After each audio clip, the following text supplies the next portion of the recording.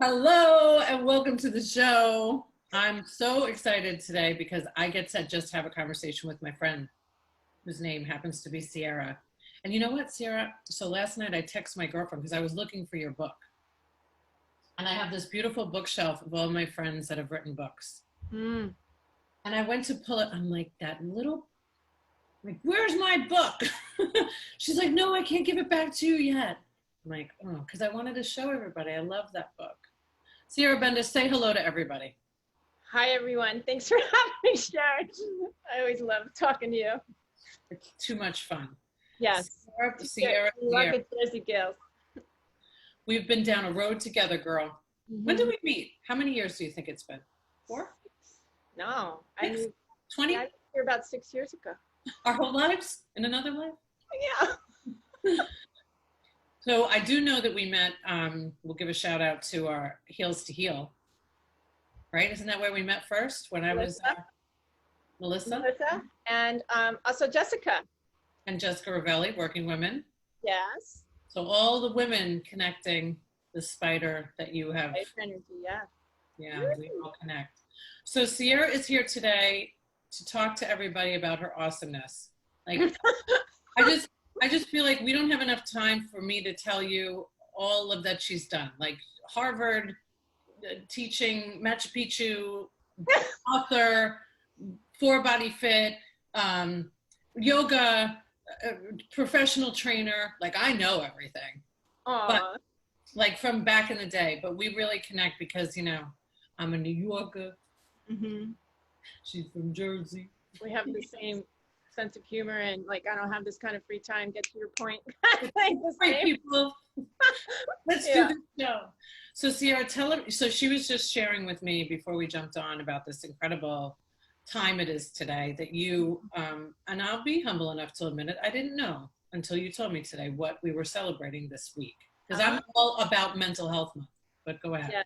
Yes. Well, you're doing wonders with the mental health and bringing that awareness to the community because it's so much needed. So thank you for that and your story and your rawness and your honesty. I think that's why we go so well together. Vulnerability times 20. Vulnerability, yeah, vulnerability is strength. So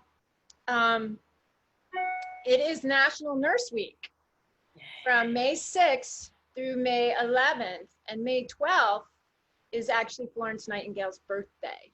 So talk about a beautiful woman warrior who's created, you know, a pioneer who has changed medicine for women, nursing. So. And your sister's a nurse. My sister's a nurse. She's a hospice nurse, and she also works with Aetna. She's on the front line in New Jersey. So I had a conversation with her. She was a wreck. She's done a lot of work with me. When I say a wreck, I mean anybody would be a wreck underneath those circumstances. My sister's a rock. Yeah. And it's just the things that they're seeing. And, you know, as I said to my sister, you're on the battlefield at war, you know, and you're an angel. You know, all these practitioners are angels. They're either there to help you fight to live or help you pass over. And that's, you have to stay in that lane. And I know that from my own experience of passing over and coming back, that if I did not have those nurses and those people around me, I know I was gone. I mean, just their touch, their words, it just held me in there.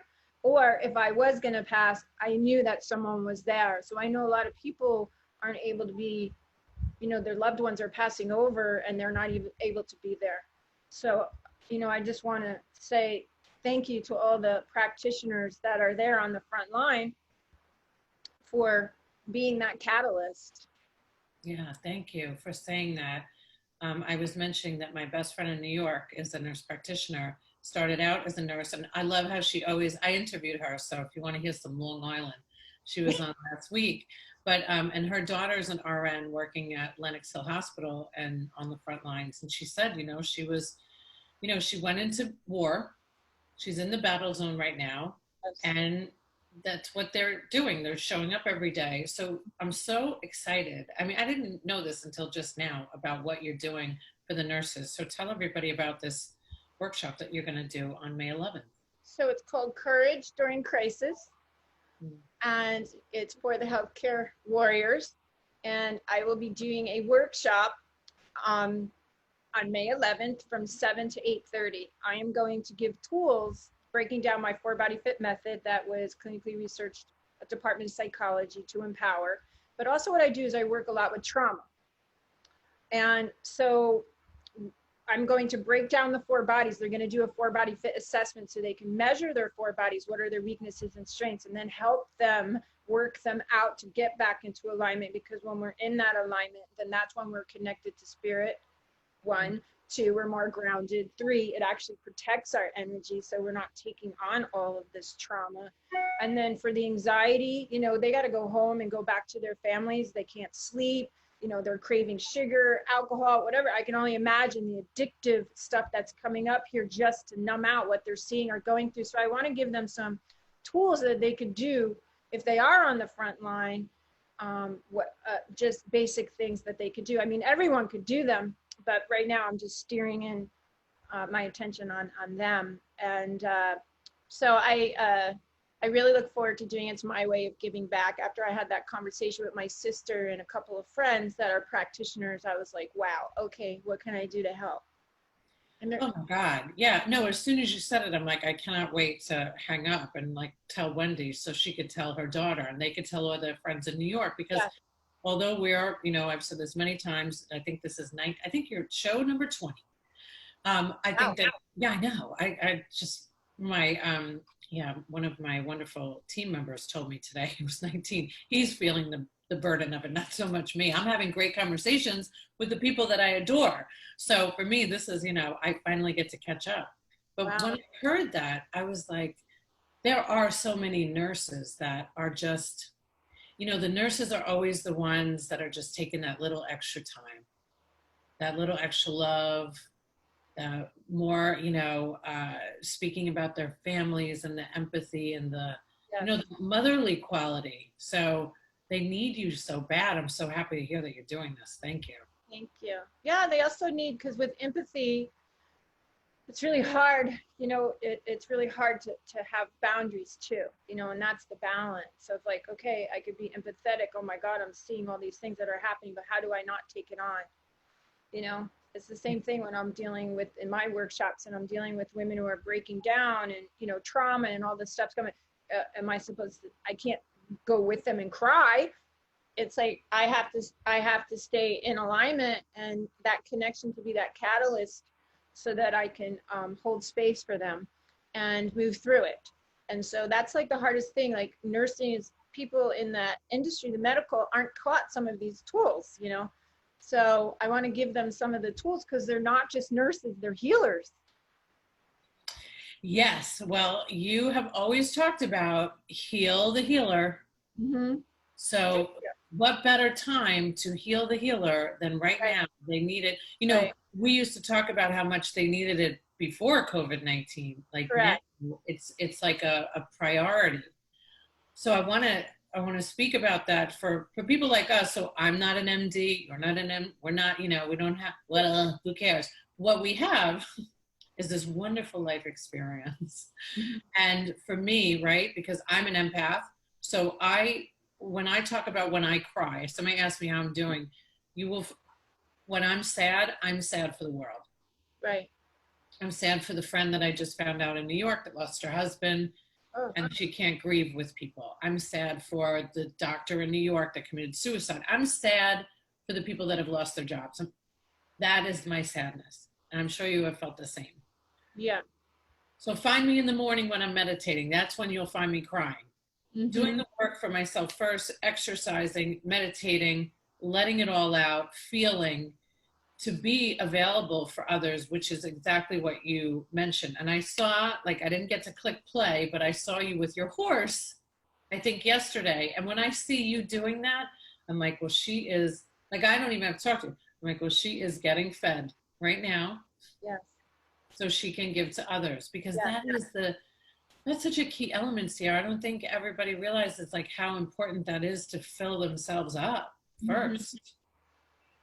Yeah, well, filling up is the receiving is the feminine energy, you know, feminine and masculine. It's not just man and woman. It's the balance between each other. And, you know, as a culture, we're just taught to keep pressing on, the warrior. And it's like, wow, I only have half of the equation. I only have half of the power. And then that power is too linear, where you just like drive yourself into a wall. And that's exactly what's happening right now in society. We cannot keep going at this pace. We're hurting ourselves, our loved ones, the earth, I mean, the world. And so it's like, stop, look, listen, and feel, and get in there. And, you know, you have to do the inside work. That's what you're doing. And it's the ego wants to make it seem like it's a million times worse than it really is. Like, I never heard anybody dying from crying. I've heard of people dying from holding it in. Yeah. So it's like that inside work, and what you're talking about is a discipline and a commitment, and it's also the intelligence of love, you know? Yeah. Well, I've been such a huge fan of Cuomo lately in New York, because he's been speaking, so it's like he's been spiritually led to have these great conversations, which is an inspiration to the men. Yes. And we need more men like that too. Yes. To speak up about, because you've been able to guide a lot of men yourself. But if more, you know, I posted about Wonder Woman today. You did. You did. WW. WW, as my girlfriend in New York says, WW. So I went for a bike ride yesterday with my friend Eric, and he took a picture of me on my bike with my backpack, which is Wonder Woman. Yeah.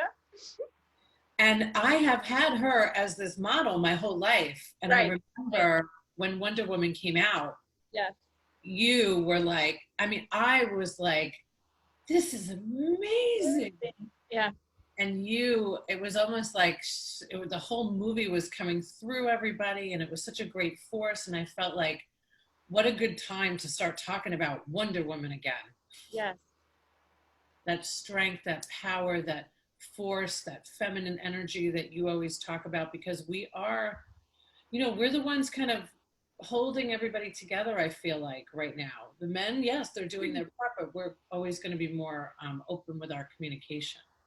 Well, it's our time. It's our time to lead. And why are we so scared and leading as women, not imitation men? And that's also what's going on right now.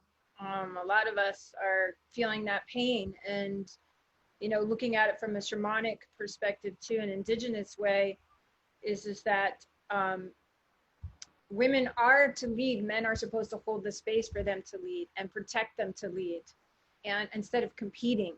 And so I realized that for myself, like, because as a young girl, we're taught that, you know, at such a young age, we're not worth as much, or we're not equal to. And you could go back into the scriptures thousands and thousands of years. I write about this in my book. And there's this innate anger inside of us that says, well, why do I have to keep proving myself that I'm equal? I don't want to prove that I'm equal. I already know. If anything, I'm more powerful because I'm balanced with my femininity, and I'm balanced with my masculine self, a warrior. More women are in tune with the warrior aspects because of survival, but they're not as in tune with the feminine aspects and the power of that. And that's the intelligence of love that we're teaching, and we're learning for ourselves. Self-care. Like you said, I have to fill myself up. So that's what society's going through, whether you're a man or a woman, but especially for women. It's like, wow.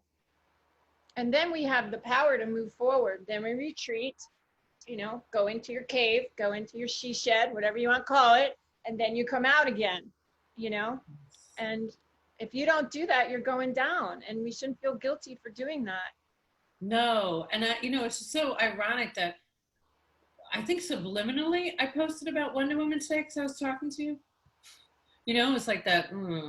But there's something very, you know, there was always something very sexy and strong about Wonder Woman.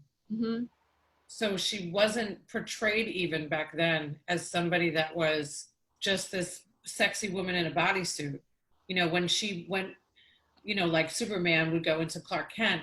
I don't remember exactly what she was, but I remember what she had, like her hair back in a bun, and she wore a suit. She was super smart. Yes. And that was my role model growing up. But then that was It was the last Wonder Woman.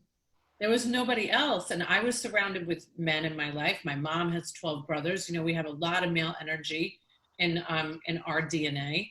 And you, in your book, which I highly recommend, and we'll put the information in the show notes, um, you know, talking about passing it on generation through generation. It's so important. Like, I would have never thought until I read your book to think about my mom's mom and my mom's mom's mom, and how, you know, the trauma gets passed through, and, you know, it really shapes who we are. Right. So can you speak about that a little bit? Because that's always something that I've always really loved about that message you put out. We don't hear it enough, about the generations of women. Sure. So from a Native perspective, I'm Native, and we look at it from the generations, that we have the power that we can shift consciousness 4 generations who've walked before us, and the next 4 to 7 generations who walk after us. So we have that much power. So what we've lost in society, and especially what's happening now too, is that we're not saying thank you to our ancestors who helped us be in the position and the freedom that we have today. We don't even know them, because especially as women, you know, we change our last name, so we actually change the energy. Like, we don't even know who our ancestors are. So if I ask you the question, who's your grandmother? You know, she's still alive, right? Maybe. Your great grandmother, your great great grandmother. If you could go, most women can't even go back 4 generations and see, but men can, because their names don't change, and they're taught to carry on the name and the energy and the pride. And, you know, as women, that was the way we were disempowered. They'd separate us. So that is what domestic violence actually means, is the separation of women, divide and conquer. So right now we're kind of like, okay, who am I? What am I? Where am I going right now? I'm an entrepreneur, you know, this is great, and I'm empowered, that's great, but who are you really? Like, what are you doing? What are you teaching? What is your medicine, it's called? What is your God-given gift, and are you sharing it with the world? So that's where, when we look at the trauma that gets carried on from one generation to another, we have to think about that. Like, for instance, alcoholism, addiction, maybe all the women in your family never graduated college because it was considered, seriously, culturally, well, you're only going to get married and pregnant anyway. Why would I spend money on you? Right? So this is stuff that's not that long ago. And so these are the belief systems that we pass on, or the dysfunctions that we pass on from one generation to the other. And we're trying to not only heal ourselves, it's the generational pull we have. But then we also have to look at all the gifts that they brought us too. You know, they were on the forefront. And, you know, I feel that right now, that's what this generation of young children need to learn. Who are their ancestors? Where did they come from? Take pride in that. It's not about separation. Who are you? Yeah. And how do I go deeper? Mm-hmm. Because I will carry on some of these dysfunctions to the next level unless I go deep enough to look at them. And we don't consciously do that. We're not taught to do that. Yeah, you know, you'll appreciate this, I think. So I've been saying this so much, like, if the day ever comes that I meet Brene Brown. So I've always been very anti Brene Brown, because I'm like, please, I've been vulnerable for 20 plus years. I don't need no, like, so silly, so ridiculous. Right? But like, you know, so many people were like, well, you would love this and you would love this. I'm like, yeah, I don't need it. Well, I did, because it really helped me. I've been listening to her. She has this new podcast out, and she talks about, today she's talking about apologizing and say you're sorry, and how we do that correctly. And she was talking about, with this wonderful psychologist that she had on, but of course I can't remember her name. She was talking about exactly that, about our parents and our generations before us not teaching us how to do these things correctly. So how can us as daughters or sons learn if the parents haven't learned from their parents? It really does, like, the generation, it's amazing how much it has to do with who we are today. But you're absolutely right. That's why I connected so much to that when I read, because I think about, you know, my mom, Like her mom died on her wedding day. Oh, geez. I know. She had 12 brothers, surrounded by men her whole life, and being this powerful, strong woman, and, went into healthcare and went back to school in her 40s, 3 kids. And it's amazing. And so she comes from that, right? So she comes from that line. So I love that you're giving that message out, because I don't think enough people talk about it. I think we need to really know where we come from. Yeah. And own it. Own And it. honor it. Own it and honor it and move on. Yeah. What about your mom? My mom and my grandmother, so I did all my research, is that my grandmother, way back in the day in New Jersey, women weren't allowed to own anything. Their name wasn't allowed to be on the home or a car. And she worked, she bought her car. They were treated like children. You weren't allowed to. So she went down to the police department and a motor vehicle, and said, no way, I paid for this car, my name's going on it. So she's the one who created the law for women to have their names on ownership. Wow. Of the car. And then my mom was the first woman who was the first woman at the Board of Education in Hawthorne, New Jersey, where I grew up. She was also into politics.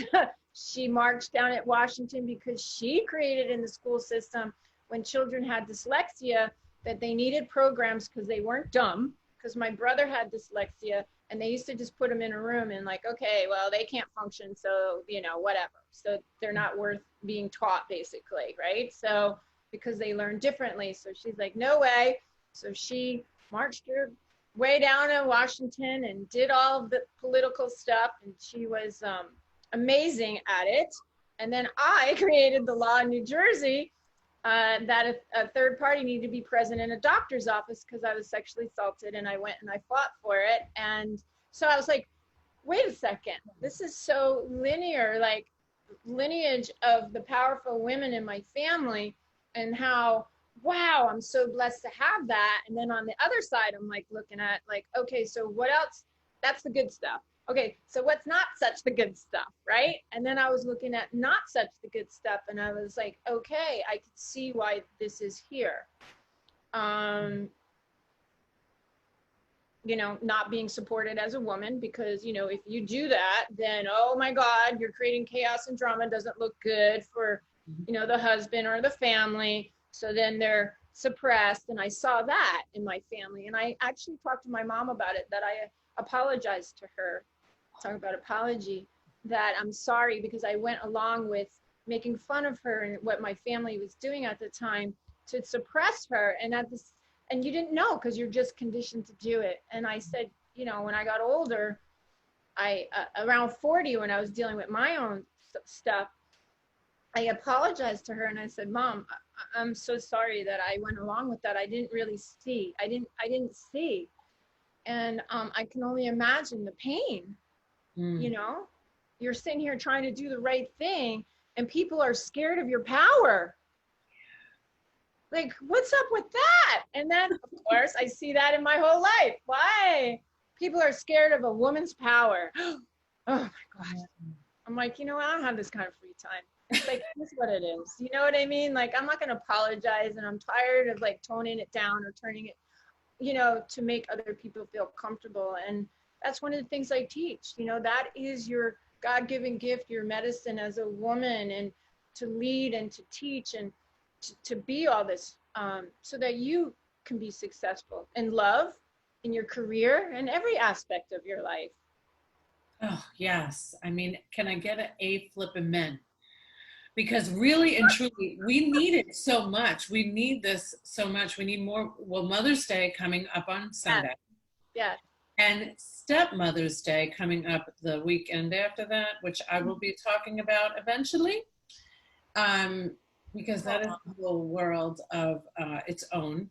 But really not apologizing for, I remember the day that I have this one graphic of myself where I'm giving, I'm going like this. It's a great one. I might have to bring it back up to piss some people off again. And I couldn't believe the amount of people, but a lot, and a few in my family, that were like, oh my God, you know, is this how we have to act? And where's the classiness? And da, da, da. I'm like, oh, please. Yeah. Like, if that's the worst thing I do in my life, like you do it every time somebody walks out of the room that you don't like. Give Right. me a break. So, not to keep us in this box of, you know, just because we're strong, just because we speak our mind, just because we stand up for the things that we don't believe in, you know, that actually, that whole strong assertiveness is sexy as fuck. Wow, you went there. Yeah, I was just like, oh yeah, my stepson's here. But yet, you know, he's heard it before. Like, it is. Yeah. No, well, coming from New Jersey and New York, you use fuck as a comma. I remember when I was moved, I'm like, ooh, ooh, I better be aware. People like look at me like, wow, she's really harsh, she's tough, she's rough, and I'm like, ooh, wow, and I really got realized that taking yourself out of New Jersey, New York, you better tone that down. Well, yeah, and my God, if I didn't feel that for sure when I moved here, you know, I remember Right? I was driving with my New York license plate when I first moved here because I didn't want to give it up, you know, super proud. Yeah. Look, Yeah. still, hello. Oh my God, I love it. I love it. But, you know, this one guy, for no reason, just drove past me and started screaming and cursing at me. And people had told me, they had warned me, they said, hey, listen, you know, they don't play that game here. That, you know, you can't be so, because I don't know, maybe I merged properly. Who knows what I did? You know, we grew up in this different world, and accepting each other's cultures are great. But I started seeing it even in myself. I started not telling everybody I was from New York. Like, it used to be like the headline, you know, I'm from New York, to me being like, well, you know, I love Tampa Bay. I was born in Long Island. Like, even not saying, it's amazing what can happen from outside forces of what we hear. Yeah. But you know, that shit gone. That's why I've been as many places I can. I'm like, oh, it's inappropriate what I'm saying. Well, But I it is, don't know. you know what? It is. It's a whole growing up there too, and traveling around the world and living in different places. I am so glad I grew up there because I learned street smart. I learned human behavior. I learned boundaries. I learned Other cultures. competition. I learned everything. Mhm. However, right now I don't want to be at that pace in my life. Yeah. In my 50s, I'm like, no way. But as a kid growing up there, it was like, you had no mercy. It was a matter of survival and respect. And it was a matter of working your way up the ladder. You have to eat shit before you can kick it. And nothing was given to you because we had so much competition that you had to go above and beyond to prove yourself, which built your confidence. So that's why New York, New Jersey, I feel like everybody, like, I love working because there's a confidence level that people don't get offended as easily too. You're just like, okay, get to the point. This is what I need. Blah, blah, blah. You'll have a fight, and they're like, why are you yelling? I'm like, I'm not yelling. Like right now, why are you yelling? I'm like, I'm not yelling. Like, you're yelling. And I'm like, no, I'm not. I'm talking. I'm passionate, right? So I just had this conversation with my friend because we were like, oh my gosh, it's coming back out. I have so much, and we're yelling at each other, but we're not, and it was like, oh, I feel at home. I know. And it's been so great to, I always try to look at the positive side, the Zoom thing, right? We've all living our lives in Zoom, but I've been able to be in New York with my friends. Right. And I can't get a word in. Yeah. So true. It's like I feel the same way about being here in Tampa Bay. Like, this life is a gift, to be able to be out in nature, and I'm looking at my pool and I see all the trees and I see my buried sacred dreams as well, but the nature part of it has been such a gift and slowing everything down. Mm-hmm. We should never forget where we came from. We should honor where we came from, and then the generations ahead, and my parents being from Ireland and understanding other cultures, Yes. traveling around the world, understanding what it's like, and I'll end with this because, of course, we're a little bit over, but, I'm doing my best. I get yelled at by the team now if I go over a certain amount of time. They're like, do you know how long it takes to upload that? Okay, so, but I do have a team member that works in Dubai, and they're in Ramadan right now, right? So they're fasting. And we had this really great conversation about it this morning. And he said, the whole point of it is for us to honor the fact that not everybody has food all day. So if we're just fasting throughout the day and then we eat, when the sun goes down, we have a greater appreciation for the food that we have. I'm like, oh my God, like if our kids don't need that, right? Every kid needs it. That's why even in indigenous culture, you do a vision quest. So when they become teenagers, they become part of the community and an adult. And what is your medicine? What is your gift that you're going to bring to the community? Yeah. What is it? And we got to teach them. Fasting, no food, no water for 4 days. And you just sit with yourself, sit with spirit, take what you've learned from your family, your culture. Okay, now where am I going to go with this? So it's such great lessons. That's why, like, get out of your box, people, even if it's a Zoom box. Go to something Zooming in another country right now, so you can see what it's like. And I'm so grateful that you were here and that you were able to spend this time. I want to make sure that everybody, we will put information up about this May 11th, Courage During Crisis. What a great name. 7 to 8:30 p.m. Thank you for honoring the nurses. Thank you for having me as always. Thank you for being here. Thank you for all you do. Thank you for healing the healers. And I don't know, like, continue doing what you're doing. We all need it. You too, sister. Thank you so much. Love you. Bye. Bye.